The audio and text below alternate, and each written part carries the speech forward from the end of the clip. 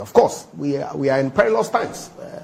The finance minister has admitted, His Excellency the President has spoken to it, and what accounts for it is well known. If you make references to them, it is not to explain the problem away, but for us to recognize that this situation that we find ourselves in is not as a result of some recklessness or some incompetence, but reality, actions that were necessary, that needed to be taken. Banking sector financial cleanup was critical. The energy sector payments that we'll be making, essential. The COVID expenditure that government had to incur were all necessary to save lives and livelihoods.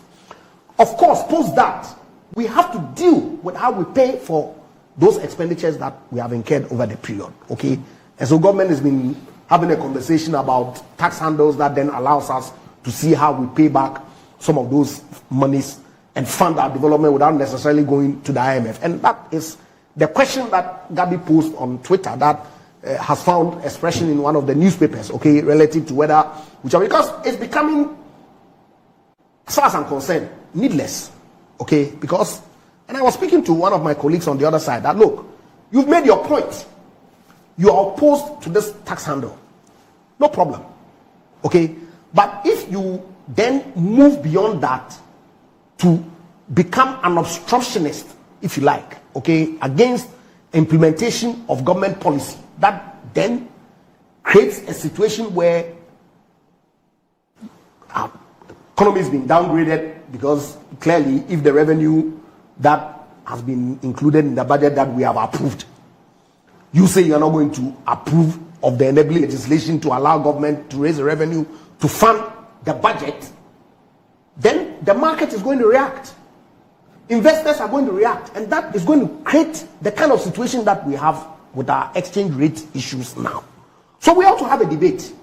But whether we are I'm coming. No, I'm just asking you something on this. If I am opposed to something, how more do I demonstrate my opposition than voting against it? I agree. But are we in normal times? No, I'm just saying that I disagree with something. Yes.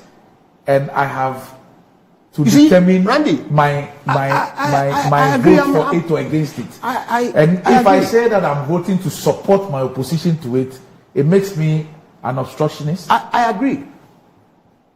But you see, context is everything.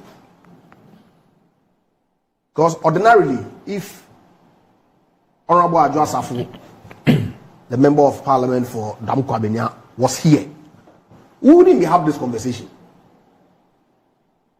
And we can wait for as long as she deals with the issues and return. It will pass. And we are prepared to live with the consequences. In any event, the speaker has told us that passing the e-levy will lead to us going into opposition. Why? Are they not desirous of coming to power? So what's their problem? And listen to them. I'm told that some memo that is circulating under the signature of the General Secretary of the NDC is indeed fake. Yesterday, I was on Asempa with John, Jinapo, and he said that it's fake. Because I was shocked.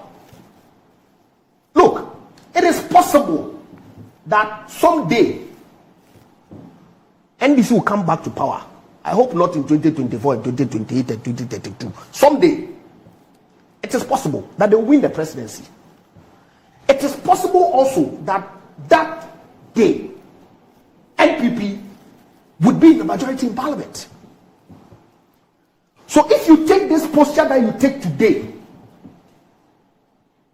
and that eventuality happens, how are you going to govern? How?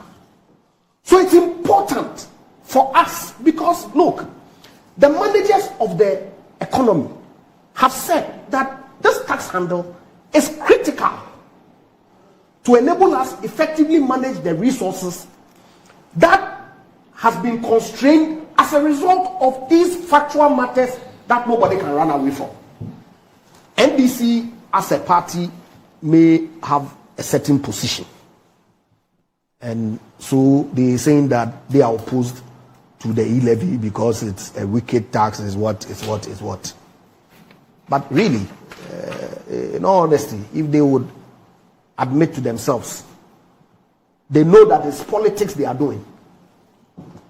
Because the rigidity within our tax budget space is such that any incremental revenue that then gives government fiscal space will allow government to do more for the people of Ghana. And they are scared that if that eventuality happens, their chances of 2024 is diminished.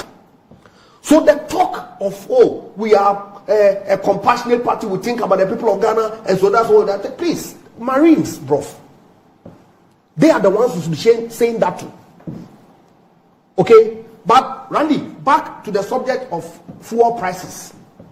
As I've indicated, government is taking action to one, try and put some cap on the exchange rate issues, and secondly, looking at the tax handles to see the extent that it can make some accommodation that will not overly impact the budget performance for the year. And I can assure the good people of Ghana who are listening to us this morning that we are very sensitive to the issues of petroleum prices and what it is that it does to the economy of many individuals. I bought fuel yesterday, contrary to the view that ministers and deputy ministers do not buy fuel. Whatever allocation that I'm given as part of my conditions of service, I have family, and so necessarily I also go to the pumps and I feel what it is that everybody is feeling, and whatever it is that we can do. Thankfully, like you said, the global prices are easing. And I was in a meeting with the MD of Go Energy yesterday. The indication is that all things being equal,